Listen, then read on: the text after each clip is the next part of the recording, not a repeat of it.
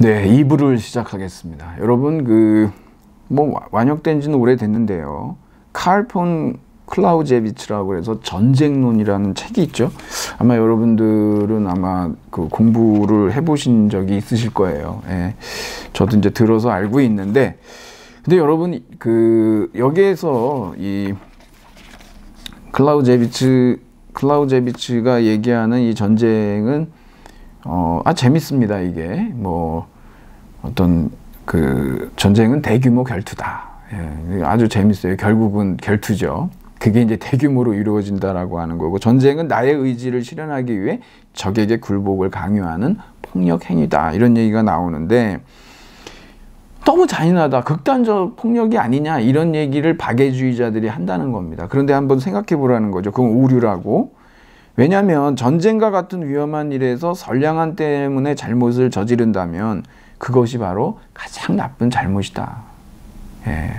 지금 이 마키아벨리의 이 정치 철학을 이해하려면은요, 이런 부분을 좀 우리가 생각을 해봐야 될 겁니다. 과연 뭐가 더 정말 나쁜 일이겠느냐. 예. 당연히 무자비하게 폭력을 쓰는 쪽이 폭력을 쓰지 않는 쪽보다 전쟁 상황에서는 더 우세하고 우월할 수밖에 없겠죠, 여러분? 예, 이런 얘기거든요. 여러분들이 이것을 이제 기본으로 해서 우리가 좀 들여다볼 필요가 있는데, 여러분 4번으로 한번 가볼까요? 거기 보면은 군주론 제25장이죠. 이게 포르투나하고 미르투에 대한 얘기가 나오는데, 여러분 여기 나온 대로 이 포르투나는 운이라고 번역도 하고요, 운명이라고도 번역합니다. fortune이죠. 예. 그리고 여기에 나오는 비르투라고 하는데 이게 덕인데요. 사실 이 번역을 덕으로 할 수밖에는 없지만, 이 비르투의 어원적인 역사를 우리가 좀 알아둘 필요가 있습니다. 그래야 이제 이 25장을 좀 잘 알 수가 있거든요. 사실 이 군주론에 대한 아주 일종의 어떤 약간 해설서로 볼 수 있는 그런 책이 있습니다.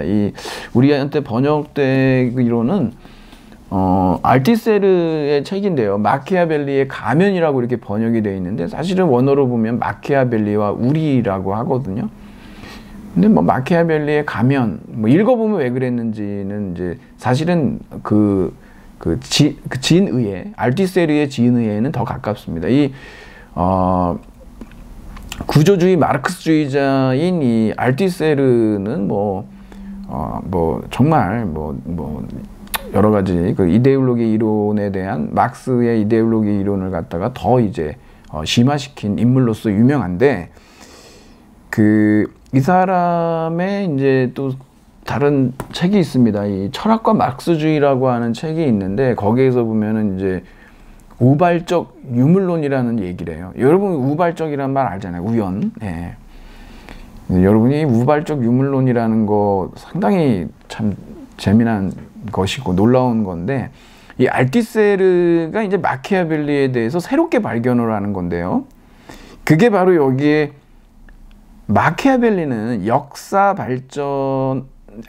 법칙의 일반의 이론을 제시를 했다. 그게 뭐냐 그러면 바로 포르투나와 비르투의 마주침. 이게 이제 우발적 유물론하고 어떻게 일맥상통하는지에 대해서 이 마키아벨리의 가면에서도 이거는 여러분 읽어볼 필요가 있습니다. 왜냐하면 군주론에 대한 부분 아주 자세한 설명이 있기도 하고 그런데 어렵지 않습니다. 그리고 철학과 막스주의는 조금 우발적 유물론은 어려울 수가 있는데, 왜 그러냐면 칼 마르크스의 박사학위 논문이 데모크리토스와 에피쿠로스의 자연철학의 차이거든요. 달라요, 둘이. 원자론자지만. 에피쿠로스한테는요, 이 편이라 해서 클리나멘이라고 해가지고, 이 원자가 이제 비스듬히 떨어지거든요. 이 빗방울 떨어지듯이. 그 우발적인 마주침이, 빗방울과 빗방울이 이렇게 부딪히면 거기에서 이제 어떤 충돌이 일어나지 않습니까? 근데 그렇게 마주칠 수 있도록 그러한 어떤 공백의 철학, 공허의 철학, 예, 빈 공간이죠. 그런 것을 얘기한 사람이 마키아벨리다. 그래서 이제 여기 보면은 역사 법칙이라고 하는 것이 어떤 일원화될 수가 있다면 그것은 포르투나와 비루트의 이 마주침. 예. 채살의 모르자는 못했어요. 예. 운명의 일격도 당했고, 예. 뭐 건강도 좋지가 않았거든요. 아버지의 또 그 이른 죽음도 있었고 자신의 건강도 거기에다가 실수를 하나 했어요. 대실수. 비루트도 조금 부족했던 거예요. 그 방파제 역할을 잘 못했던 것이죠. 여하튼 그런데 그런 것들이 잘 만나면 예, 거기에서 이제 하나의 그 역사의 법칙의 이론이 이제 이 자체라고 얘기하는 것이죠. 예, 정말 구름과 구름이 만나면 꽝 하고 터지지 않습니까? 빅뱅처럼. 예, 그런 것에 대해서 그런 공백의 철학을 얘기한 인물로서 아주 루이 알티세르가 이 마키아벨리에 대해서 극찬을 하고 있는 거죠.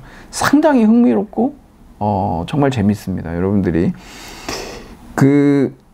이 둘의 마주침에 대해서 여러분한테 제가 이제 그 타이핑을 해서 제가 드렸습니다. 여러분들이 이제 읽어보시면 거기에서 운명이라고 하는 것이 어떻게 나와 있습니까? 대단히 Fortune is a woman이죠. 운명의 여신. 굉장히 이제 성적으로 묘사가 많이 돼 있죠. 예. 굉장히 막 변덕스럽고 가변성이죠. 그러니까 비루트는 어때야 돼요? 유연해야 돼요. 운명 막 바뀌잖아요, 여러분. 시대는 바뀌었는데 계속 고집 부려보세요. 성공하기가 대단히 어렵겠죠. 예. 이건 뭐 아주 굉장히 훌륭한 조언이기도 합니다, 이게. 예. 그리고 뭐 비루트라고 하는 것은 그 일종의 어떤 개인의 역량인데 이 역량을 여러분 어떻게 보셔야 되냐 그러면은 이 역량이 그 비루트라고 해서 여기에서도 뭐 군주의 덕목 이런 식으로 해가지고 도덕적 댐댐이 같은 걸로만 나오는데 그렇지가 않죠. 본래 여러분 이 비루트라고 하는 건 고대 그리스에서 아랫대에 대한 번역입니다. 라틴어 미르에서 나온 비루투스. 그런데 이 아랫대가 소크라테스, 플라톤, 아리스토텔레스에 오면은 이 아랫대라고 하는 것이 일종의 버처, 덕이죠. 덕목, 도덕적 댐댐이로 인식이 되지만 호메로스 시대 양대 서사시에서만 봐도요. 전혀 그것하고 도덕적 덕목하고는 상관 자체가 없습니다. 거기서는 뭐냐 그러면은 싸움 능력이에요. 전사의 덕이거든요. 여러분 아까 제가 클라우제비치의 전쟁론에서도 말씀드렸지만 그런 일이 없어야 하겠지만 여러분 정말 극악무도한 1, 2차 세계대전 때 어떻게 하시겠습니까? 그런 전쟁 상황에서 박애주의자로 관대하게 그럼 내가 죽는 거겠죠. 아군이 수세에 몰리고 더 큰 불행을 가져올 수가 있는 상황들이지 않습니까? 예, 그런 상황에서 필요한 것은 도덕적 댐댐이가 아니고 뭡니까? 잘 싸워야 되겠죠. 예, 그것을 얘기하는 겁니다. 예, 그래서 이 마키아벨리가 얘기하는 이 비루트라고 하는 것은 그냥 덕 그러면 우리는 동양적인 덕목으로 다 생각하기 쉬운데 전사의 덕이다. 예. 그러니까 여기에는 꼭 어떤 관용이라든가 절제라든가 경건만 있는 게 아니에요. 예. 여기는 용맹. 예. 그리스도교에서 얘기하는 그런 덕목이 겸손이 덕목이지만 고대 그리스 사회에서는 겸손이라는 건 덕이 아닙니다. 악덕이죠. 카키아라고 하거든요. 그러니까 이런 부분까지 여러분들이 좀 보고 계신다면 이 포르투나와 비루트의 이 마주침, 예, 번쩍하는 그러한 천둥과 번개, 예, 그러한 어떤 그 공백의 철학이 이 이탈리아의 통일, 단일 국가를 만들어주기를 굉장히 염원했다라고 하는 걸 알 수가 있죠. 자, 그리고 여러분, 다섯 번째로 가면은 이탈리아 이제 공산당의 창시자인 안토니오 그람스가 있는데, 예, 결국은 이제 이 파시즘에 굉장히 희생자가 돼 있지만, 옥중수고를 썼습니다. 그래서 여기 보면 현대의 군주, 이게 마키아벨리의 군주론 얘기하면서 하는 얘기거든요. 예. 굉장히 유토피아적인 선언이다. 막 이런 얘기하고 그러는데, 여러분 이거 읽어보시면 과연 그람시가 얘기했던 현대의 군주는 누굴까? 여기 한번 여러분 보세요. 이제는 하나의 개인일 수는 없다 그래요. 지금 마키아벨리도 이탈리아의 통일을 원하잖아요. 예. 어떤 단일 국가를, 예. 국민 국가를 원하는 거죠. 예. 이런 민족 국가를 꿈꾸는 겁니다. 그러면 그람시는 뭘 꿈꿨을까요? 당연히 그람시는 뭐라고 얘기하냐 그러면 이러한 유기체는 뭐냐, 이제는 정치 정당이다. 이게 이제 안토니오 그람시의 정치 정당론인데 개인일 수는 없다는 거죠. 이게. 그러니까 이런 특히 정치 정당이라고 하는 것은 마르크스 레닌주의적 프롤레타리아 정당을 얘기하는 거예요. 공산당, 이탈리아에. 그것을 이 사람이 이제 그 현대의 군주라고 이렇게 얘기한 거죠. 그러니까는 이탈리아 공산당의 창시자인 그람시, 그리고 파리의 구조주의 마르크스주의자인 루이 알티세르, 이런 사람들이 이제 새롭게 마키아벨리를 발견합니다. 여기서 그치나요? 6번으로 가보면 군주론 20장에 보면은요, 여러분 이게 되게 중요한데, 군주가 가질 수 있는 최선의 요새는 누구라고요? 여러분, 인민입니다.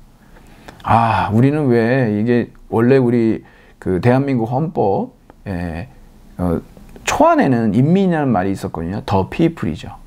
근데 우리 지금 인민이라고 말 안 쓰잖아요. 그렇죠? 사실 되게 좋은 말이고 적확한 표현이거든요, 이게.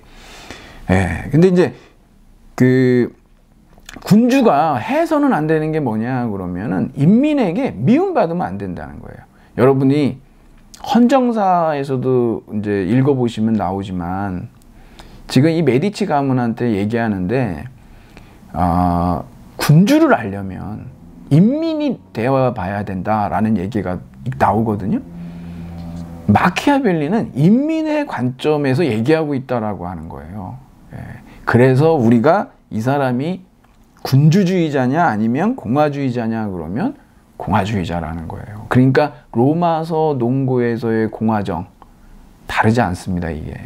근데 일단 통일 국가가 나와야 되잖아요. 어떻게 나오겠습니까? 절대 군주가 있어야 돼요. 그러니까 군주론에서는 그런 얘기를 하는 거죠. 그 다음에 그 국가의 유지는, 권력의 유지라고 하는 것은 결국 공화정이다 라고 하는 겁니다. 그래서 민중이 중심된, 인민이 중심이 된 국가가 되어야 된다라는 거죠.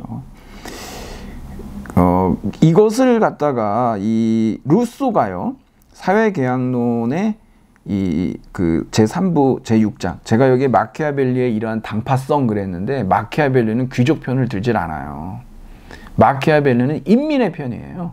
그래서 제가 당파성이라는 표현을 쓴 거고, 여기에 보면 군주 정치에 관하여에서 마키아벨리의 군주론을 누구의 책이라고 말하냐? 이 사람들이 잘못 읽어가지고 군주론이니까 군주에게 바치는 책이고 뭐 군주가 어때야 되고 군주국이 어떻고 이렇게 얘기하니까 그렇다라고 아니라는 겁니다. 이게 공화주의자의 책이다라고 루소조차도 얘기하고 있는 거예요. 이 사람들이 왜 이런 얘기를 하겠습니까? 그러니까 마키아벨리가 대단히 마키아벨리의 이 군주론은 잘 읽어야지 잘못 읽으면 이런 입장이 안 나올 수밖에 없죠. 피상적으로 읽어서 나오지가 않습니다. 그리고 7번째로 여러분들이 한번 가보시면 여기에 이제 알티세르죠.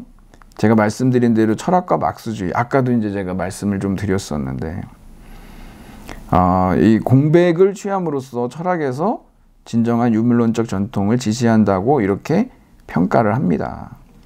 이와 같이 이론이나 사변으로서의 정치가 사라졌다면 사물의 실제적인 진실에서 무엇이 정치를 대체한다고 알티세르가 주장합니까? 뭐 이렇게 나오는데 마키아벨리의 가면을 참고해서 말해보세요 그랬는데, 여러분 제가 이 군주론에서요, 군주론에서 여러분들이 꼭 집중적으로 읽어보셔야 되는 부분이 제 15장부터 19장까지입니다. 25장도 굉장히 중요하죠. 근데 이 부분을 아주 잘 읽으셔야 돼요. 핵심이거든요. 근데 특히 제 15장에 보면 이게 결국 이것이 이 고중세 정치 철학과 이 마키아벨리의 어떤 정치 철학에 이거는 이제 좀 강하게 얘기하면 단절이라고까지 표현하는데, 키케로가 있고, 그리고 또 그러면서도 그 어떤 플라톤과 아리스토텔레스에게서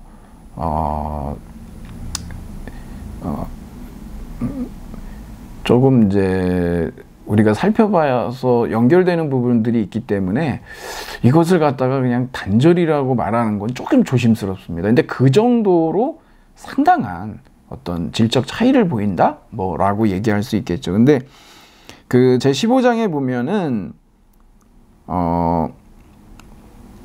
나는 이 문제를 이해할 수 있는 사람이라면 누구에게나 유용한 것을 쓰고자 하기 때문에 이론이나 사변보다는, 제가 여기 써놨죠 여러분, 그러니까 이론이나 사변보다는 사물의 실제적인 진실, 네, 제가 거기 그 이탈리아어로 아예 써놨습니다. 제가 이게 매우 중요한 표현이라서 그러는데요, 이론이나 사변보다는 사물의 실제적인 진실에 관심을 경주하는 것이 낫다고 생각한다. 여러분, 이게 큰 차이예요. 이론이나 사변은 뭘까요? 네, 그렇습니다. 뭐 플라톤의 뭐 이데아론이라든가, 네, 물론 아리스토텔레스는 이제 형상이 이 괴물 속에 들어있도록 그 플라톤의 어떤 형이상학을 뒤집었지만 뭐 그렇지 않은 부분들도 등장합니다만, 형이상학에서 여하튼 뭐 그렇죠. 그 라파엘로의 아테네 학당에서 나오듯이 손가락으로 하늘을 가리키고 있는 플라톤과 손바닥으로 땅을 가리키고 있는 아리스토텔레스가 이제 아주 그런 것들을 이제 묘사해 놓은 것인데, 여하튼 이런 것들이 이론이나 사변이라는 거예요. 가상이라는 거죠. 가상. 진짜가 아니에요. 현실 정치는 그렇지가 않잖아요. 그러니까 어떤 이상적인 정치 철학, 예, 이상주의죠, 한마디로. 근데 현실 정치는 그렇게 이루어지지가 않나요. 그래서 사물의 실제적인 진실, 그러니까 사물이 진짜 리얼하게 이 세상에서 이루어지고 있는 걸 봐라 이거예요. 자기는 그걸 보겠다는 거죠. 온갖 권모술수와 술책과 거짓말과 속임수가 난무하는, 그게 바로 정치 아니겠습니까? 예. 우리가 지금도 목도하고 있듯이요. 그걸 보겠다는 거예요. 그래서 인간이 어떻게 사는가는 인간이 어떻게 살아야 하는 거하고는 너무 다르다. 그러니까 지금까지 사변이나 이론이라고 하는 건 뭐예요?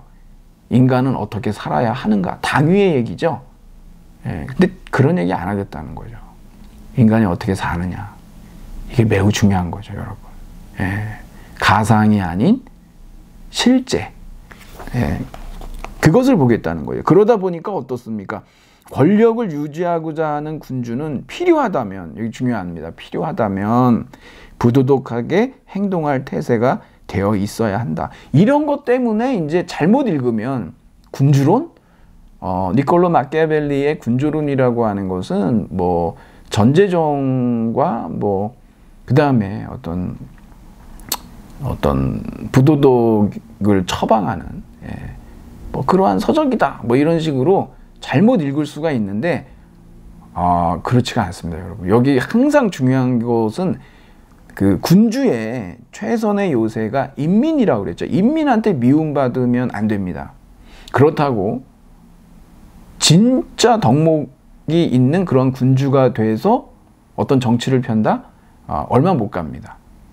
그러니까 여기서도 중요한 게 그런 덕목이 있는 것처럼 보이는 게 중요하다는 거죠. 그런 덕목을 갖추고 있는 것보다 그렇게 보이는 거, 이런 거 뭐라는, 이게 이미지 정치죠, 여러분. 이미지 정치.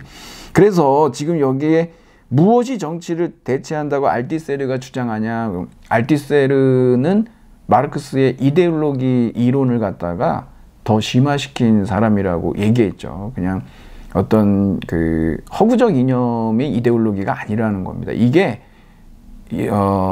일종의 이데올로기의 실천적 차원이 있다는 거예요. 예. 그것을 이제 알티세르가 밝히거든요. 그래서 알티세르는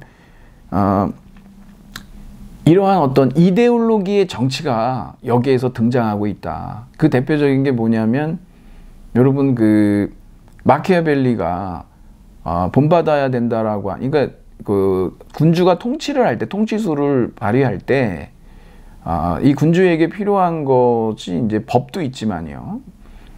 이 법으로 안 될 때는 어떻게 합니까? 강제력이 필요하겠죠. 힘입니다. 특히 그 힘과 관련돼서 얘기하는 게 뭐냐면, 그러니까 법이라고 하는 것은 인간에게 속한 것이고 힘이라고 하는 것은 짐승에게 속한 것이다라고 해서 켄타우로스, 반인 반수 얘기를 하는 거예요. 근데 짐승에게 속해 있는 그러한 속성으로서의 힘도 두 가지로 나뉩니다. 아시다시피 여러분, 사자와 여우가 나와요. 덫을 발견하려면, 그 속임수를 눈치채려면 그 여우의 간교함이 있어야 되고, 사자한테는 뭡니까? 늑대를 물리치려면 용맹함이 있어야 되겠죠. 예, 그게 사자의 용맹함. 이렇게 짐승들이 갖고 있는 그러한 힘들을 활용할 수 있어야 된다. 이게 뭐냐면은 가면이에요. 예, 사자의 용맹함이라는 가면, 그 다음에 여우의 교활함이라고 하는 이러한 가면. 그래서 마키아벨리의 가면이라고 얘기하는 것이고, 사자와 여우의 가면, 가면을 쓴 정치, 이 가면이 뭐냐 그러면 이데올로기라는 겁니다. 예. 여러분, 우리 훨씬 지금 이해하기가 쉽죠. 예, 이미지 정치. 예, 어떤 정치인들이 본인들이 이제 그 현대 사회에서 신과 같은 그러한 매스 미디어에 계속 노출이 됐었지 않습니까? 그래서 여러분이나 저나 여러분이나 그러한 이미지 정치에 아이고 내가 속았네라고 하는 분들이 꽤 있죠. 예, 저럴 줄 몰랐다. 예, 많지 않습니까? 예. 그렇죠. 그래서 여기에서 무엇이 정치를 대체하냐 그러면 바로 이데올로기라고 하는 것이죠. 예. 이렇게 해서 여러분하고 제가 이 군주의 어떤 리더십이 어떠냐라고 하는 얘기를 이렇게 해서 조금 살펴봤는데, 제가 말씀드린 대로 이제 뭐 몇 가지, 예, 군주는 상기한 모든 성품을 실제 구비할 필요는 없지만 구비한 것처럼 보이는 것은 반드시 필요하다. 이것이 이제 appearance와 reality, 우리가 보통 철학에서 형이상에서 뭐 현상과 실제 뭐 이런 얘기 많이 쓰는데, 이런 표현들이 참 지금 보면은 뭐 정치에서 일반화되어 있는 그러한 하나의 전략 전술이지만 이런 것을 잘 쓸 줄 알아야 된다라고 하는 것이죠. 네. 뭐 가급적이면 올바른 행동으로부터 벗어나지 말아야 하겠지만 필요하다면 비행을 저지를 수도 있어야 한다라고 하는 거. 예. 이 군주한테 두 가지 걱정이 있는데요. 하나는 이제 인민이죠. 예. 인민이 다수지 않습니까? 예. 그러니까 인심을 잃으면 안 돼요. 예. 그래서 항상 최선의 요새가 인민이라고 했고, 또 하나는 외세인데, 이 사람이 이제 외교 관련 일을 오랫동안 하면서 깨달은 게 뭐냐 그러면, 우리도 뭐 지금 뭐 징병제와 관련해서 뭐 모병제로 바뀌어야 된다, 뭐 여성 모병제까지 지금 논의가 되고 있는데, 사실 여러분 용병이 있고요. 그 다음에 이제 외국 군대들이 있습니다. 그 다음에 자국군이 있고요. 그리고 뭐 용병하고 외국 군대가 혼합된 뭐 그러한 혼합군도 있고, 여기에서도 그런 논의가 많이 되는데 용병은 안 된다는 거예요. 지금도 여러분 미국에서 전개했던 뭐 걸프전이나 이런 데에 사실은 이제 군사 업체가 있지 않습니까? 예. 거기에서 이제 뭐 프랑스의 아주 유명한 하여튼 특수부대 출신들로 이루어져 있는 그런 회사죠. 예. 그러니까 대신 대리 전쟁을 해주는데 용병들입니다. 이 사람들은 돈을 받고. 뭐 지금도 그게 이루어지고 있는데, 뭐 우리나라 이제 이 모병제와 징병제와 관련해서도 결국 우리가 국민군으로 계속 가야 되느냐. 그래서 나중에 이제 징병제에서 모병제로 가야 되느냐. 모병제 다음에 이제 결국에는 용병으로 가야 되느냐. 돈만 내고. 이런 거에 대해서도 더 많은 논의가 이제 이루어져야 하겠지만, 용병의 문제점은 뭘까요? 돈이지 않습니까? 돈. 예. 그러니까 정말 목숨 걸고 뭐 다른 나라를 지키지는 않는다는 얘기죠. 예. 그게 이제 이 마키아벨리가 자국군에 이 국민군대가 있어야 된다. 국민군대의 육성에 대해서 끊임없이 강조하고 있는 이유가 바로 그런 데 있죠. 그래서 인민의 편을 들어야 하고, 그 군주의 당파성이라고 그랬죠. 그리고 국민군대가 반드시 있어야 된다. 자국군이. 용병, 외국군대 안 된다. 외국군대도 마찬가지죠. 자기 나라가 아닌데 남의 나라를 위해서 목숨 걸고 싸우겠습니까? 예. 그러한 것들을 가지고 여기에서 이제 좀 얘기를 하고 있는 것을 알 수가 있습니다.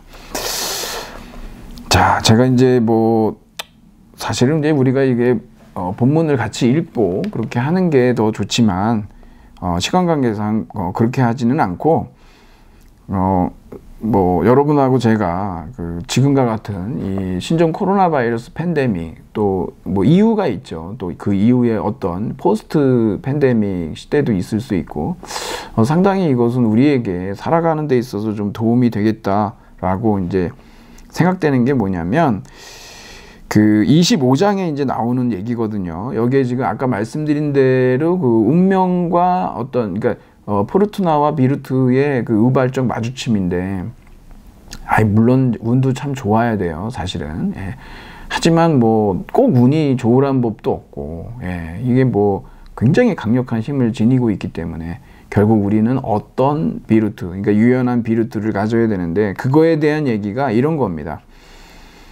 그 어떤 사람이 뭐 신중하고 참을성 있게 행동하고 시대와 상황이 그의 방법에 적합한 방향으로 변화한다면 그는 성공할 것이다. 그러나 시대와 상황이 다시 변하면 그는 자신의 방식을 변화시키지 않았기 때문에 실패할 것이다. 그리고 충분히 유연하게 행동할 수 있을 만큼 분별 있는 사람을 발견하기란 어렵다. 우리의 타고난 기질이 너무 강력해서 이게 무슨 뭐 가구 바꾸는 개념이 아니잖아요. 옷 바꿔 입는 개념이 아니죠.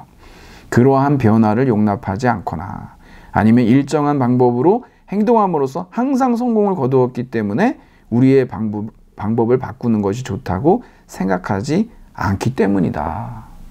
일리가 있죠. 그런데 이게 핵심입니다. 그러나 시대와 상황에 알맞게 자신의 성격을 변화시키는 것이 가능하다면 그러한 사람은 항상 성공할 것이다 라고 하는 것이죠. 이게 바로 여러분 우리가 할 수 있는, 우리가 뭐 운명을 어떻게 할 수는 없잖아요. 마키아벨리는 운명론자는 아니에요. 왜? 포르투나는 자기는 뭐 엄청나게 강력하다는 거 안다. 하지만 난 절반만 인정하겠다. 나머지 절반은 뭐냐? 비르트다라고 하는 거예요.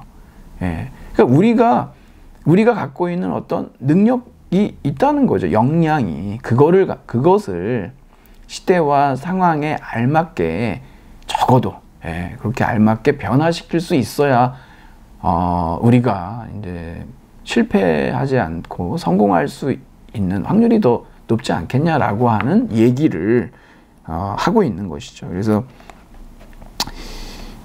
나는 운명이란 우리의 활동에 반만 주재할 뿐 대략 나머지 반은 우리의 통제에 맡겨져 있다는 생각에 이끌린다라는 겁니다. 그래서 이 운명의 여신이 위험한 강으로 비유가 되기도 하는데, 이게 막 넘쳐요. 근데 제방과 뚝을 쌓으면 덜 피해를 입겠죠. 그게 바로 우리의 능력, 역량, 비르투의 역할이라는 거죠. 그리스 석담에 그런 말이 있습니다. 가진 것을 선용하라. 갖고 있지 않은 거에 대해서 원망해봤자 소용이 없는 거죠. 갖고 있는 것을 잘 쓰는 방법이, 우리에게, 좀 더 현실적인 조언이 아니겠냐라는 생각이 듭니다. 자, 여러분, 우리 마키아벨리의 군주론에 대해서 좀 역사적인 맥락, 또 현대적인 평가, 또 우리 일상에 우리에게 어떠한 구체적 도움을 줄 수 있는지에 대해서 조금 살펴봤습니다. 그러면 오늘 정치, 도덕과 윤리의 어떤 이러한 갈등과 대립에 대한 얘기는 여기에서 그러면 정리하도록 그렇게 하겠습니다. 여러분 장시간 수고하셨습니다. 감사합니다.